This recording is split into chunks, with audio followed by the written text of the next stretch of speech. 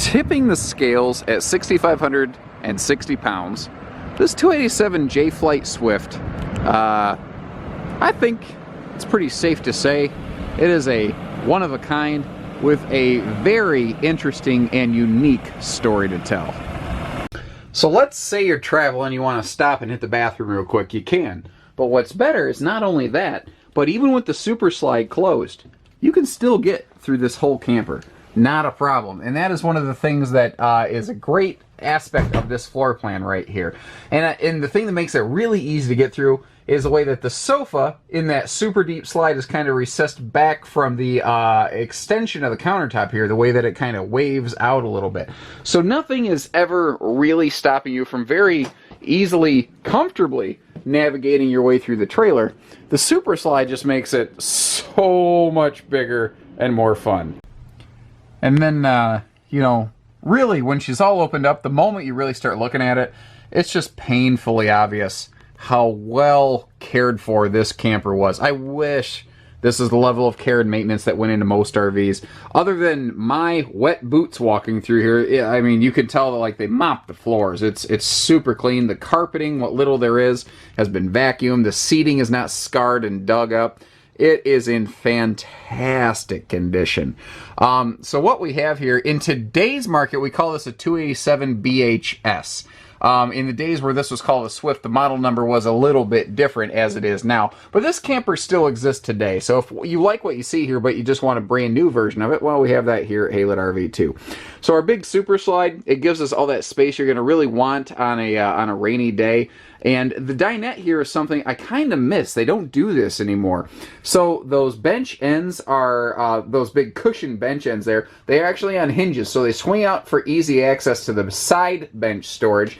But if you look closely, you realize this rear bench down here is not fixed. This is actually like a floating Ottoman-style storage trunk, which is kind of cool because you can pull it out of there, you can use it like a footrest. The other thing that I always like this for, I called it the built-in pack-and-play, because what you can do is you remove the pedestal tables and then put that Ottoman on this side of the pedestals, and congratulations, you've got yourself a nice little quarantined-off pack-and-play for the little ones. I always like that. That thing came out right about the time I became a father, and it's just one of those new dad paranoia things that just always resonated with me right away. Now, she's been used, but she hasn't been beat up. We've definitely slept on the upper bed quite a bit, but the bottom bed looks like it is still factory fresh. Now, here's one of the things. There's been a lot of little things the previous owner did to make it fit their wants, needs, and usage best that are not factory standard items. That being said, I haven't yet found anything in this camper that really concerns me. Everything was done well. Normally, there would be an entire bulky wall blocking this lower bunk off.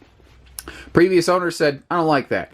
So they opened it up and became like an open air ladder wall, very much like the Keystone Passports that we have here at Haylett RV. They just kind of removed the backing around there, added some additional structuring. The other thing I noticed is they added a little extra structuring down here. So they seem to know what they were doing. They're very good with woodworking. And it really makes this thing look so much larger. Now, one of the best parts about whether it's the 28 BHB EJ flight, the 287, kind of like the one we're in, is all this tasty storage here. Oh man, you know, one of the things I should have talked about right away is the fact that this is an extra tall camper. This is a 6'9" tall camper, which means we've got more storage here. It means we've got more space between the bunks. We have a taller slide out. We have a taller shower, which is one of my favorite aspects of it because I'm a tall guy and I can actually stand in here. We do have central air. We have cabinet ducted heating, which means there are not heat vents in the floor to potentially collect dirt and debris.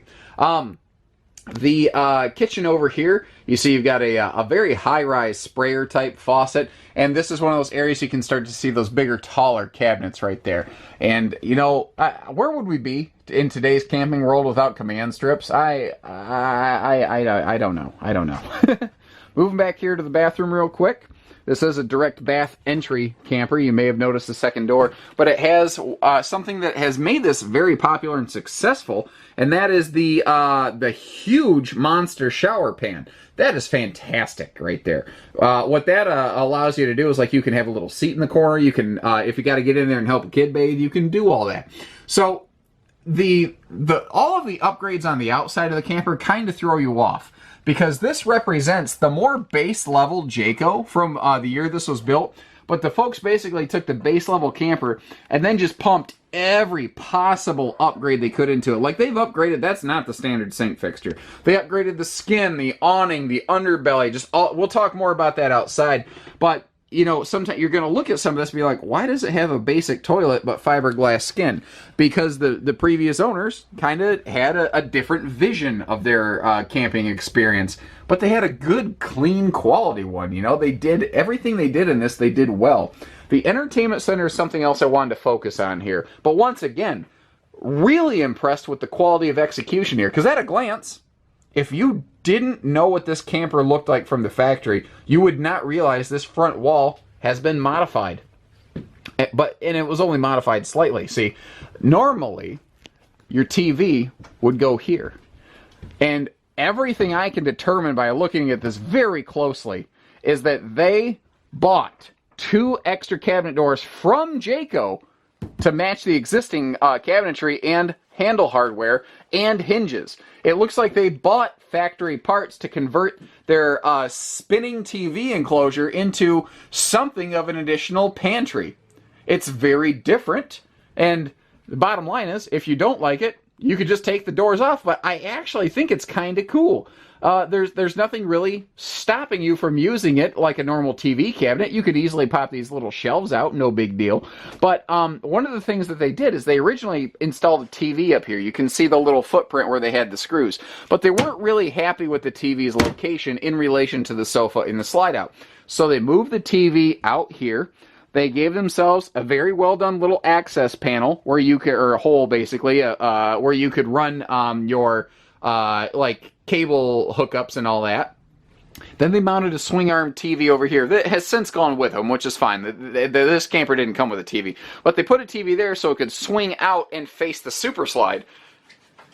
And I think that's actually quite smart. I really like the execution they did there. And the fact that they used all factory parts for it is really, really impressive. There is no level of hillbilly jerry-rigging that went on here. Right in front of the entry door, we've got those coat hooks, the little flip-up boot bench for storage, the shoe garage below the entertainment center.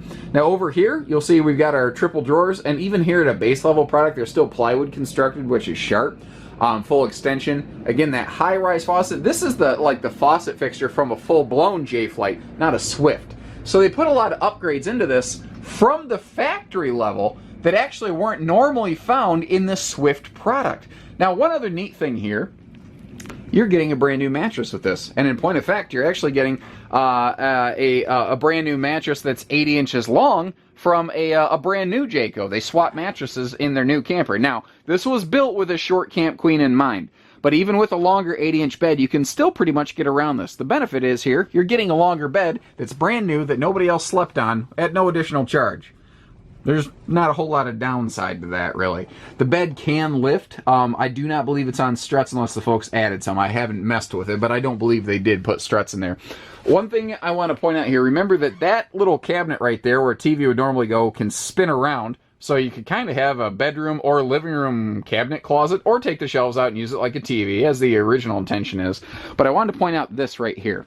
They reinforced this wall right here with just a simple panel. It doesn't take much, and that was done to hold the weight of the TV mount that they put on this wall. And that's really, when you see a lot of wall panels, say like, there's a backer in the wall for a TV, all it really is a second layer of luan just to give the screws something a little more to bite into.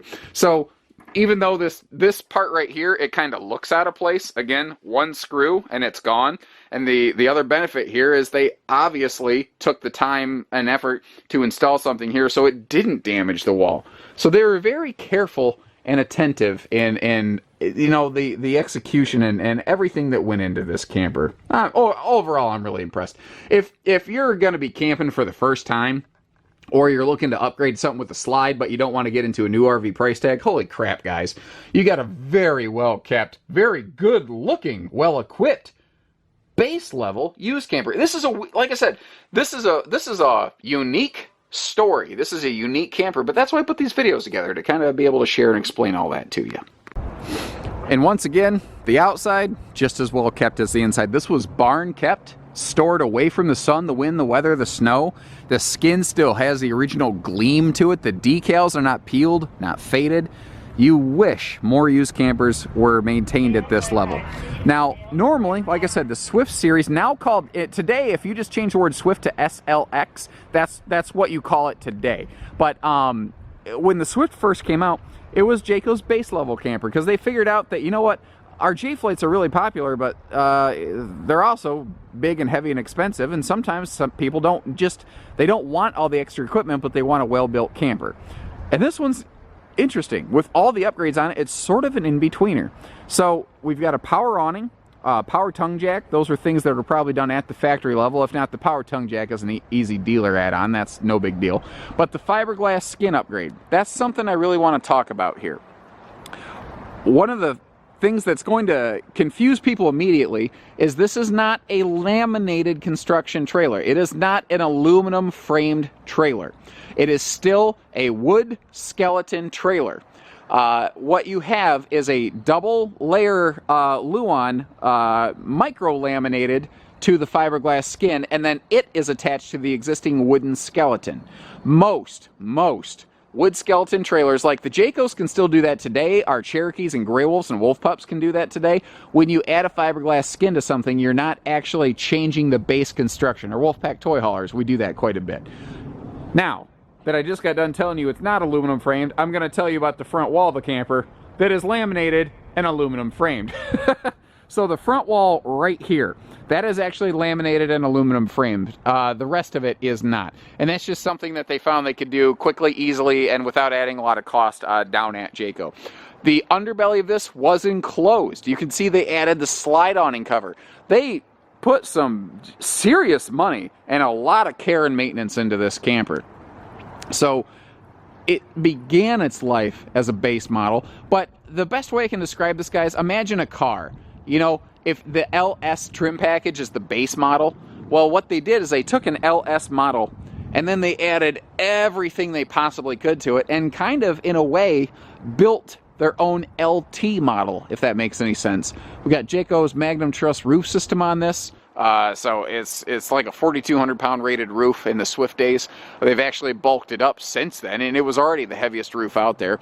Little details like the oversized downspouts are nice, and that's really going to cut down on the black streaks on this thing to make it clean. Spare tire, they added a cover to it, so the sun wasn't even getting to the spare tire.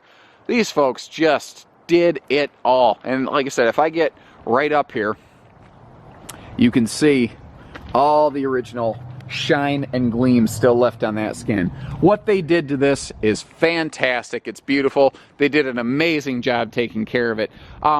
Basically, the only reason it's here is they were done family camping. They swapped her out for a couples model, and off they go.